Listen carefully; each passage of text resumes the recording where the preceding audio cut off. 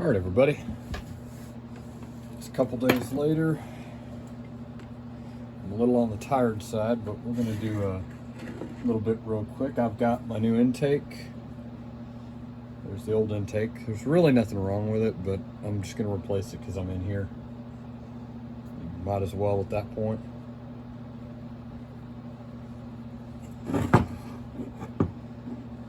All right. So, casting seam and tab line up with the casting lines on the cylinder.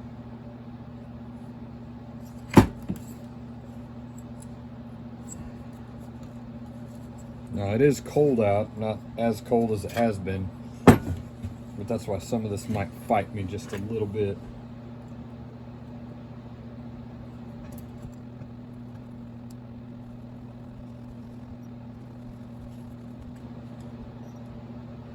In this video, after I get the handle put on, which I'm probably going to just time-lapse some of that, we are going to do a pressure vac test on this saw so that I can show you guys again how to do a pressure vac test. Brand new steel impulse line right here.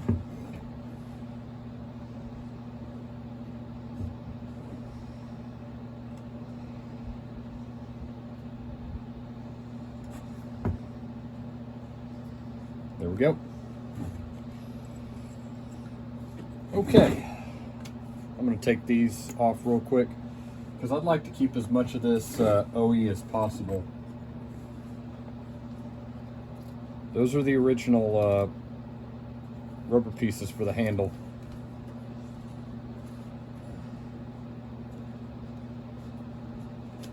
There we go, and there we go.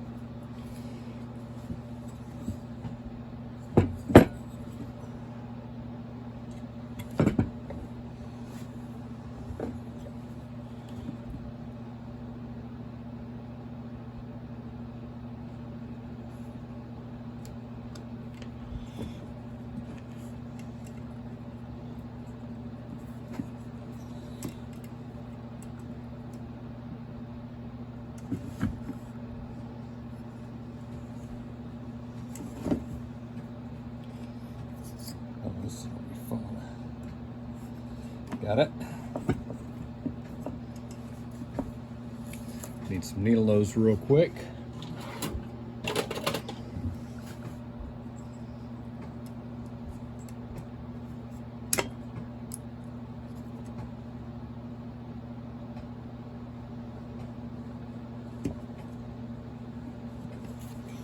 Got it.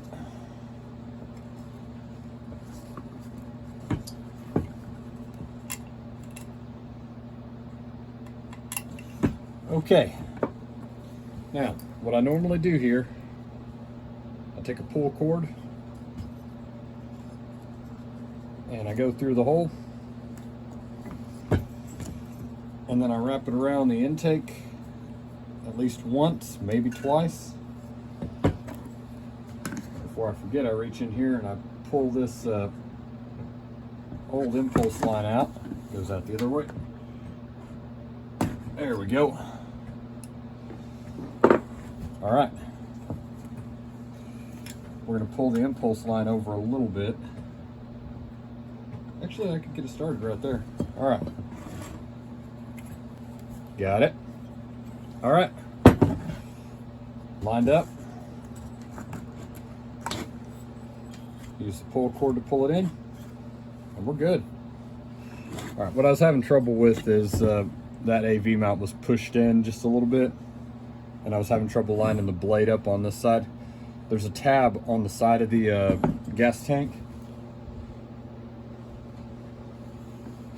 basically right here. It goes into a slot inside of that AV mount right there. All right.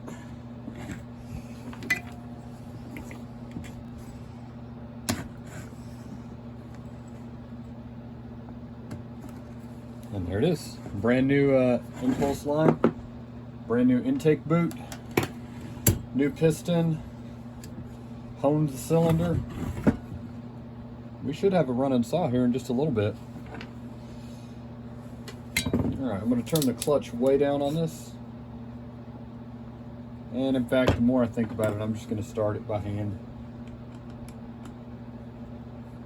That way I can feel it so it doesn't cross thread. And this front hole right here, where I grafted that on, that is lining up really, really well.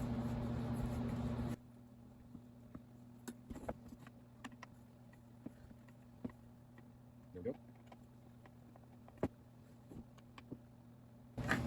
There we go. All right.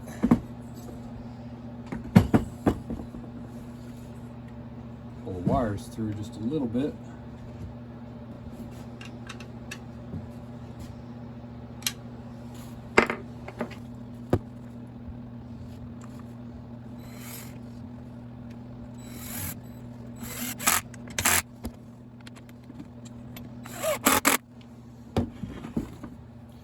All right, so we've just about got the handle on.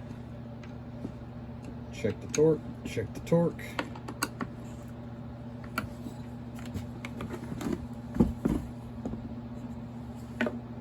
All right, so this is the rest of the original flywheel side crankcase half, and that's why I swapped it out. That big old chip going right there. So she should be a good saw now. Only reason I did that is I had one handy. I had another crankcase half.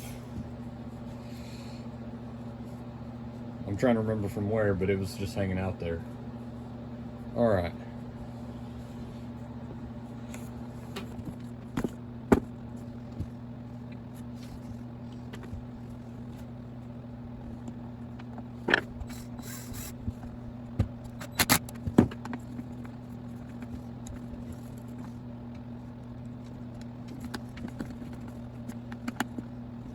All right, there we go. Now let's get set up to do a pressure vac test.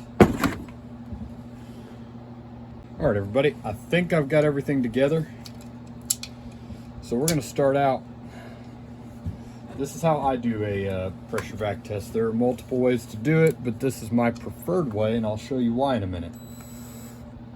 So we're gonna start this. Now I'm going very, very shallow with my screws right now, and I'll explain why in a second.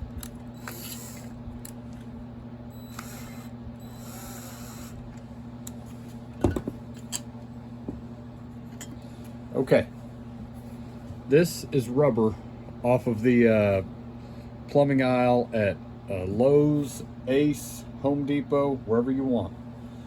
What we're going to do is we're going to go right here between the gasket. And there we go. We're going to go between the gaskets and the cylinder wall. And something I like to do is reach down in here. And if you can, there it goes. Get it to start going down under the muffler. That way we're all the way up to the screws on both sides. Now what this does is this will allow me to plug the exhaust port completely. All I'm doing is sandwiching a piece of rubber between the cylinder and the gaskets.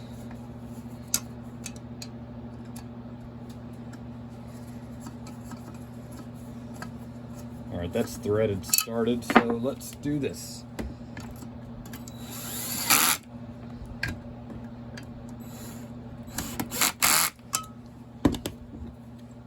Beautiful. Now I'm not bucking it down super hard, but I am snugging it. I've got the clutch on that screw gun set relatively low, so I don't risk stripping anything out. All right. This will say top on it, and you want basically the rounded edge out. So top toward me.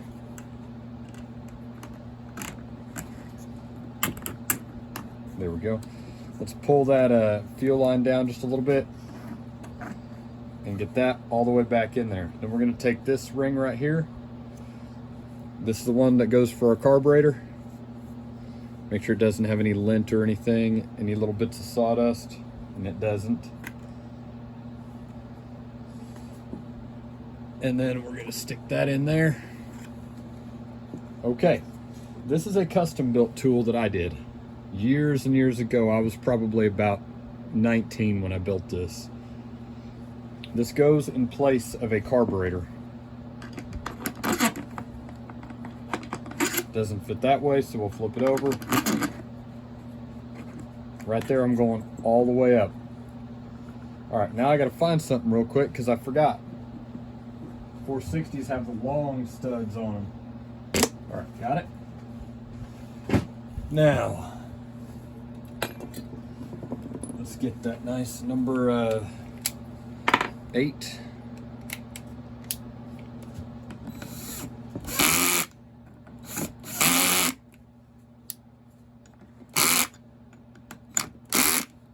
There we go. Okay. Now, this is a power probe.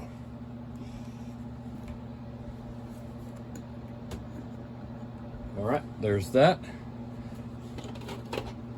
Now I'm going to try to do this like I normally do.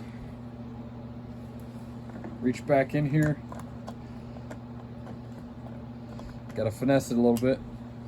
And pinch off the impulse line. You're not trying to crush it, just a little bit of pressure. Let me get you just a little bit better angle on it.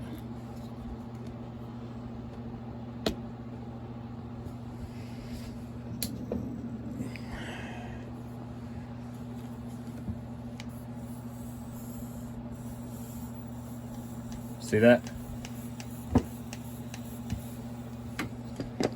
That is a leaky decomp valve. And by the way, just so you know real quick, that is a 13 millimeter. And we have something we're going to replace that with here in just a minute. Because I have had that problem for years off and on. It's never a big deal, but it is frustrating. I had one of these basically on standby just kind of for this reason.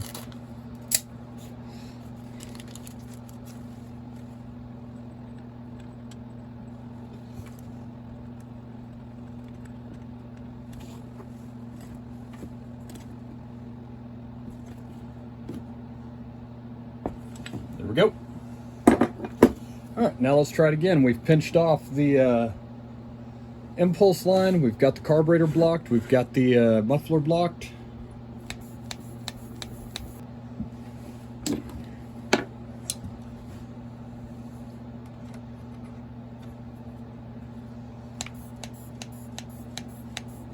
All right, there it is.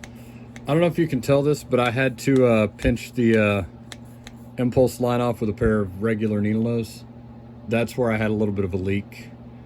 Nothing major. All right, let's do vacuum real quick.